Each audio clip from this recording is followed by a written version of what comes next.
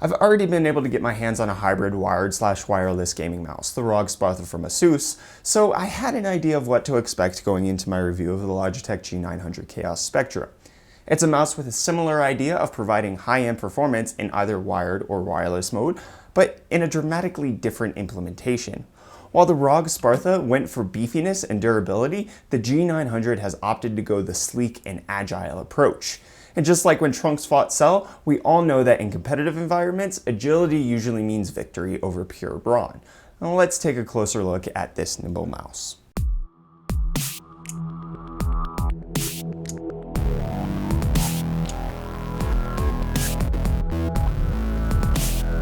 The G900 comes in at just over 100 grams, 107 to be exact. It's primarily a plastic housing affair, but feels plenty durable in my overbearing hands and doesn't flex noticeably under a tight grip. On the bottom of the mouse, you'll find the on-off switch, pretty self-explanatory, and the sync button to make sure the mouse is properly paired with the wireless receiver. Part of the G900's lighter weight is thanks to the hollow spoke scroll wheel that Logitech designed, which reduces the weight without compromising the integrity of the wheel itself. Logitech has once again implemented their hyper scroll setup with a toggle button just below the wheel to transition from ratcheted scrolling to free spinning. Below that are DPI adjustment buttons, with the DPI setting being indicated by some LEDs just below those switches. Speaking of DPI, the G900 Chaos Spectrum is powered by a 12,000 DPI PixArt PMW3366 optical sensor, which is claimed to be one of the best gaming sensors on the market right now. In both wired and wireless mode, the mouse provides a 1000 Hz 1 millisecond polling rate to ensure that you can get accurate tracking from the mouse regardless of the setup that you have it under. And just as the mouse itself has an either-or mode for wires, it provides the same thought to users' hand preferences, with it being an ambidextrous mouse. Logitech graciously includes extra buttons in the box for users to swap out the forward and backward buttons to their side of choice. The left and right click buttons are based on Logitech's mechanical pivot button design, rated at 20 million clicks each. This is supposed to reduce click distances and the force to actuate them and provide a more reliable and predictable clicking experience.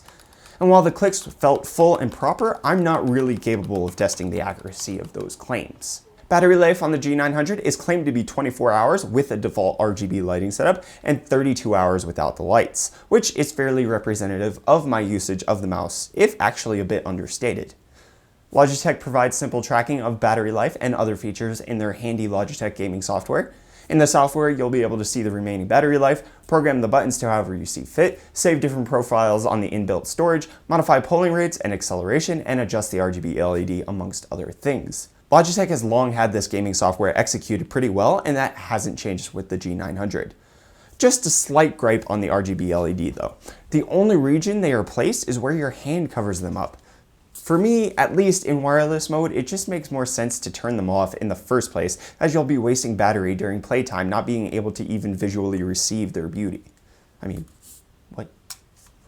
In wireless mode, I honestly could not tell the difference in regards to the responsiveness of the mouse. It did everything I wanted it to do when I wanted it to do it.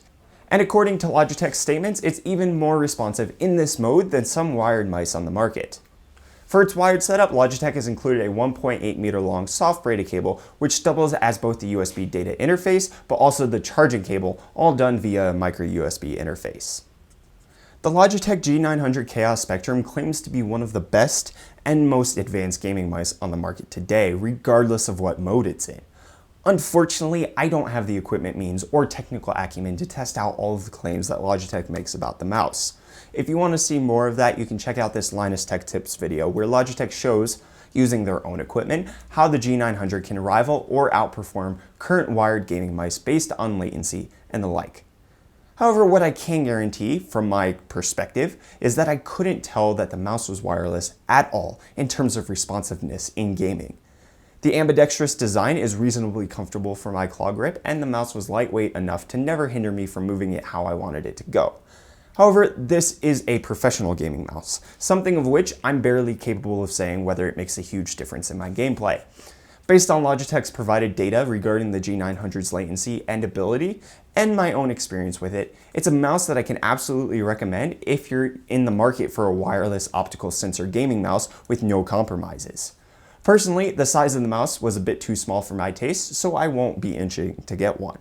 Regardless, Logitech has definitely produced a clear winner here. And with that conclusion, I'd like to thank Logitech South Africa for sending the G900 Chaos Spectrum over for review. Like this video if you found it helpful at all, dislike it if you disagree with me or my conclusions. You can subscribe to stay up to date on all of my tech-related content, and I'll see you guys in the next video. Cheers.